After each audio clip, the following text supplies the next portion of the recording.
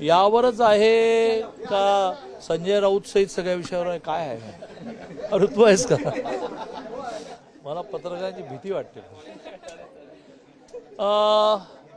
महाराष्ट्रामध्ये जेव्हा जेव्हा एखादी संस्था फेक कोर्सेस चालवते, मुलांची ॲडमिशन घेते, ज्या कोर्सेसना परवानगी नसते, त्या वेळेला फसवली गेलेली मुलं ही शासनाकडे येऊन दाद मागतात. पण खरं म्हणजे ती दाद त्या कॉलेजकडेच मागायला लागेल, कारण त्यांनी 2-2, 3-3 वर्ष शिकवलं, तुम्ही शिकलात, परीक्षा दिलात, तुम्हाला मार्कलिस्ट पण मिळाली. आता हिरे कॉलेजमध्ये 21ला पहिली बॅच, 24ला ग्रॅज्युएट झाली असे डिक्लेअर झालं, पण त्यांना डिग्री मिळाली नाही. तर त्याने 24ला डिग्री असं फॉलो घ्यायला पाहिजे. म्हणजे ते फुटलं असतं जरा. काय आहे ते आता फुटलं आहे. 15 दिवसापूर्वी लक्षात आल्यानंतर आम्ही प्रोॲक्टिव्हली याच्यामध्ये FIR दाखल करण्याची तयारी सुरू केली आहे. सेकंड थिंग, कॉलेजला नोटीस पाठवलेली आहे. थर्ड थिंग म्हणजे आता विद्यार्थ्यांचं नुकसान होऊ नये म्हणून काय करता येईल. आता हा जर रेग्युलर कोर्स असता तर आम्ही वेगळ्या कॉलेजेसमध्ये ॲडजस्ट केलं असतं, आज करून टाकलं असतं. हा कोर्सच फेक आहे. तर त्याला नवीन शैक्षणिक धोरणामध्ये एक निर्णय झाला आहे की लर्निंग आउटकम पाहून इक्विव्हॅलंट डिग्री देता येईल. हा नवीन शैक्षणिक धोरण 20ला घोषित झालं, महाराष्ट्रामध्ये ते इम्प्लिमेंट झालं. महाराष्ट्र नवीन शैक्षणिक धोरणाच्या अंमलबजावणीत देशात फर्स्ट आला. पण पहिल्यांदाच हा प्रयोग करावा लागेल.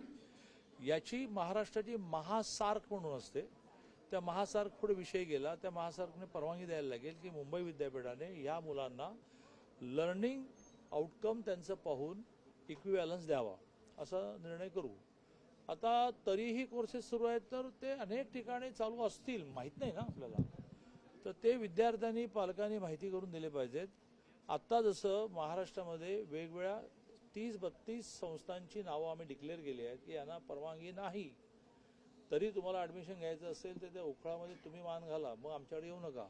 आता अशी जाहिरात दिली, असं वर्तमानपत्रातून खूप बोलबाला केल्यानंतरही मुलं आणि पालक ॲडमिशन घेत असतील तर त्याच्यामध्ये सरकारचा काय दोष. तरीही सरकार हे प्रत्येक नागरिकाने त्याने चूक केली तरी ती निस्तरायला बसलं आहे. त्यामुळे हिरे कॉलेजमध्ये यापुढे ते अशा प्रकारच्या फेक कोर्सेसना ॲडमिशन देऊ नयेत, यासाठी मोठा महाराष्ट्र शासनाचा बोर्ड त्या कॉलेजच्या बाहेर आम्ही लावणार आहोत की ह्या कॉलेजमध्ये ह्या कोर्सेसना परवानगी आहे. कारण त्याच्यामध्ये परंपरागत परवानगी असणारे, अनुदान असणारे काही कोर्सेस आहेत. ह्या कोर्सेसना परवानगी आहेत आणि ह्या कोर्सेसना परवानगी नाही, असा मोठा बोर्ड आम्ही लावू.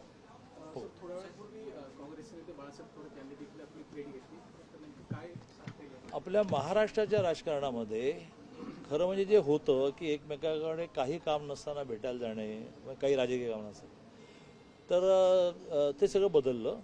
आणि कोणी शिंकला का, कोणी हसला का, अशा सगळ्यावर बातम्या सुरू झाल्या. बाळासाहेब थोरातांच्या एका कॉलेजमध्ये प्राचार्य रिटायर झाल्यानंतर त्याला 3 वर्षाचं एक्सटेन्शन देण्याची प्रोव्हिजन असते, 62-65 म्हणतात. त्यासाठी ते आले होते, एक कप चहा प्यायले, गप्पा मारले, गेले. राज ठाकरेंनी असं म्हटलंय की आता बस झाली मन की बात, आता अर्थतज्ञांची बात आहे का? पंतप्रधानांनी जे आवाहन केलं त्यावरून त्यांनी फेसबुक पोस्ट करत पंतप्रधानांवरच टीका केली. राजसाहेब हे इतकं मोठं व्यक्तिमत्व आहे की त्यांच्या एखाद्या म्हणण्यावर मी कॉमेंट करणं बरोबर नाही. मी देशाचे पंतप्रधान माननीय मोदीजींनी आवाहन केलं त्याबद्दल मी असं म्हणेन की सर्वसामान्य माणूससुद्धा घराघरामध्ये म्हणतो आहे की युद्ध सुरू झाल्यानंतर इतके महिने झाले तरीही आपल्या देशातला कुठलाच दर वाढला नाही. इतका लॉस केंद्र सरकारने आणि त्या ऑइल कंपन्यांनी सहन केला. आता अशी स्टेज आली आहे की याच्या पुढे जाऊन युद्ध संपलं नाही, स्थिती नॉर्मलला आली नाही तर सगळी देशाची अर्थव्यवस्था कोलमडेल. म्हणून अजूनही दरवाढ केलेलीच नाही आहे, कमर्शियल गॅसचा वाढवला वगैरे वगैरे वगैरे. तर काही आपल्याला करण्याच्या गोष्टी सांगितल्या आहेत. किंवा पेट्रोल डिझेल आपल्याकडे समजा काही महिन्यांचं आहे, किती महिन्यांचं मला माहीत नाही, मी तज्ज्ञ नाही, तर ते संपणं आणि तोपर्यंत प्रश्न न संपणं यापेक्षा आहे ते 3 महिन्याचं असेल तर 6 महिने पुरवू, असे काही व्यावहारिक सल्ले त्याने दिले आहेत जे देशातल्या जेन्युअन नागरिक जो आहे, जेन्युअन नागरिकचा अर्थ काय आहे की ज्याला राजकारण वगैरे काही नाही, तो म्हणतो हे बरोबर सांगितलं आहे ना, आपण उद्यापासून हे सगळं पाळायला सुरुवात करू. राजकारणी जे आहेत त्यांनी टीका सुरू केली की यांना आता सरकार चालवणं शक्य आहे. अरे यांना सरकार चालवणं शक्य आहे, यांनी चालवलं उत्तम, परंतु लोकांनी इतकं भरभरून मतदान केलं आहे. आणि त्यामुळे मी राजसाहेबांच्या म्हणण्यावर काही टिप्पणी केली नाही. मोदीजींच्या आव्हानाला मी सकारात्मक मांडणी केली की आत्ता ती देशाची आवश्यकता आहे. देश की आर्थिक स्थिति जिस तरीके से गुजर रही है उसको लेकर प्रधानमंत्री ने जो एक आह्वान सभी को किया है कि कम से कम तेल का इस्तेमाल हो या आप सोना कम से कम खरीदें ना खरीदें इस वर्ष में, इस तरीके से सरकार को भी कहीं ना कहीं उस पर बचत करनी होगी, खासकर जो काफिलों में गाड़ियां चलती हैं उसको लेकर करेगी. जैसे आज ही करेगी ना. आज ही कांस में जो वर्ल्ड फिल्म फेस्टिवल होता है वो अपना बड़ा डेलीगेशन जाता है, तो सरकार ने निर्णय किया कि इस साल वो नहीं जाएगा. करेगी.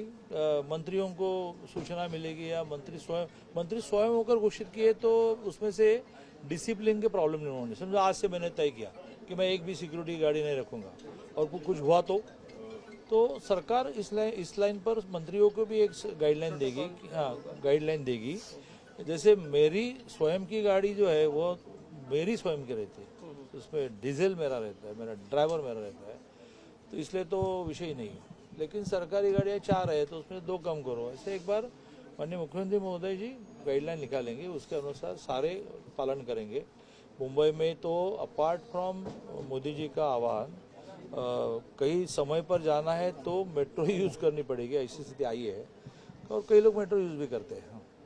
तो लेकिन सर सवाल ये है कि अब विपक्ष इस तरह से टीका कर रहा है कि देश की जो आर्थिक स्थिति खराब हो रही है, इसके बहुत पहले ही राहुल गांधी के सोशल मीडिया के वो भाषण चलने शुरू हो गए कि उन्होंने कहा था कि ये संकट आने वाला है और वो संकट अब आके खड़ा हो गया और प्रधानमंत्री से संभाल पाने में सक्षम नजर नहीं आए. राहुल गांधी ऐसी स्थिति में क्या करते हैं? विदेश में जाकर बैठते हैं. इस प्रकार की स्थिति जितनी ढकेल पाएंगे आगे वैसे मोदी जी ढकेल रहे हैं. क्या उन्होंने युद्ध शुरू होते ही पेट्रोल डीजल के भाव बढ़ाने चाहिए थे?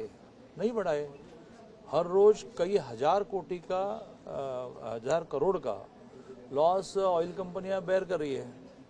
अब मोदी जी ने बताया कि अब ये ज़्यादा दिन नहीं चलेगा, हमने सबने मिलकर कुछ निर्णय करने पड़े.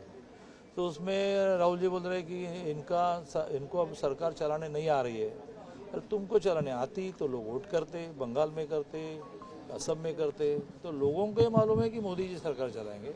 दुनिया में देश का नाम रोशन मोदी जी करेंगे. साहेब पवार साहेब म्हणतायत सर्वपक्षीय बैठक बोलवणं गरजेचं होतं. प्रोटोकॉल खुद के लिए तैयार साहेब करेंगे. पवार साहेब म्हणतायत सर्वपक्षीय जिस बैठक तरीके बोलवणं से गरजेचं होतं. प्रधानमंत्री ने जिस तरीके से आह्वान किया हुआ है, तो आप बतौर मंत्री, बतौर आरएसएस के बहुत आप शिष्टबद्ध कार्यकर्ता रहे हैं, किस तरीके से प्रोटोकॉल को आप खुद के लिए तय करेंगे? नहीं, मैंने तो 14 में सरकार आते ही सलामी बंद कर दी. आपको मालूम है, क्योंकि 7 या 8 पुलिसों का एक दल हमारी राह देखते हुए सर्किट हाउस पर बैठा था. मैंने कहा कि इसको रोको, इसको बंद करो. सेकंड थिंग, मैंने मेरे जीवन में बुके लेना बंद किया, क्योंकि एक बुके तो मिनिस्टर को देते तो 2000 का होता है, तो 2000 में मेरे 4 बहनों का ड्रेस का कपड़ा आता है. तो ऐसे मेरे तौर पर तो मैं कई बातें कर रहा हूँ. मैंने कार्यक्रमों का जो प्रोटोकॉल है उसमें आग्रह किया है कि हर वक्ता खड़ा रहे और सबके नाम ले. इसमें क्यों समय गंवाते हो? यदि स्टेज पर बैठे हुए लोगों को मालूम नहीं तो स्टेज पर क्यों बैठे हैं? स्टेज पर बैठे हुए मान्यवर इतना ही कहना चाहिए, भाषण मर्यादित होने चाहिए. तो ऐसे मैं कहीं कर रहा हूँ. लेकिन कई बातें शासन ने एक निर्णय के स्तर पर करनी होती है. माननीय देवेंद्र जी इतने फास्ट है, प्रोएक्टिव है, संवेदनशील है, वो इस विषय को लेकर कोई एक गाइडलाइन तय करें. साहेब मोदीजींनी जे निर्णय घेतलेला आहे त्याआधी पवार साहेब म्हणतायत की निर्णय घेण्याआधी सर्वपक्षीय बैठक घेणं गरजेचं होतं. देशावर तर काही निर्णय घेतले नाही, आव्हान केलंय. हां आव्हान केलं. आव्हान करायला सुद्धा का हो पवार साहेब काय म्हणताय तुमचं, काय हो राज साहेब, असं करायचं का? ज्या वेळेला देश म्हणून काही निर्णय होतील, त्यात काय निर्णय झाला? सोने खरेदी करू नका, करणार करा बाबा. निर्णय कुठे? आव्हान आहे ना. डिझेल पेट्रोलचं कन्झम्पशन कमी करा, मेट्रोने प्रवास करा, निर्णय कुठे? उद्यापासून कोणीही आपापली गाडी रस्त्यावर काढणार नाही, गाडी रस्त्यावर येईल त्याला शासन करायचं, दॅट इज कॉल्ड निर्णय. असा कुठलाही निर्णय झालेला नाही. साहेब राष्ट्रवादी काँग्रेसच्या कार्यकर्त्यांना प्रफुल्ल पटेल आणि तटकरे यांचं नाव आहे. राष्ट्रीय कार्यकर्ते शेजारी राष्ट्रवादीचं कार्यालय आहे, शेजारी, तिथे जाऊन प्रमुख नेते आहेत. आपण मला कसं विचारतो? सुनेत्रा वहिनींना विचारा, महायुतीतले पार्थ महत्त्वाचे पवारांना विचारा. समन्वयक होतात आपण पण. भारतीय जनता पार्टीचा निर्णय विचारा. आज कुठलाही पार्टीचा ऑफिस बेअरर नाही, मंत्री आहे, तरी मला माहिती असतं, कारण आमची एक कोर कमिटी आहे. मी सांगेन. आता सुनेत्रा वहिनींनी, पार्थने आणि जयने प्रफुल्ल पटेलांना इन्व्हॉल्व करावं. आमचा मेन विषय होता थँक्यू. मग तुम्ही विचारलंय तर मी आज मॅम तुम्ही विचारलंय तर मी पण विचारून घेतो की बुवा असं कसं तुम्ही एवढ्या सिनियर माणसाला घेतलं नाही विचार म्हणजे माय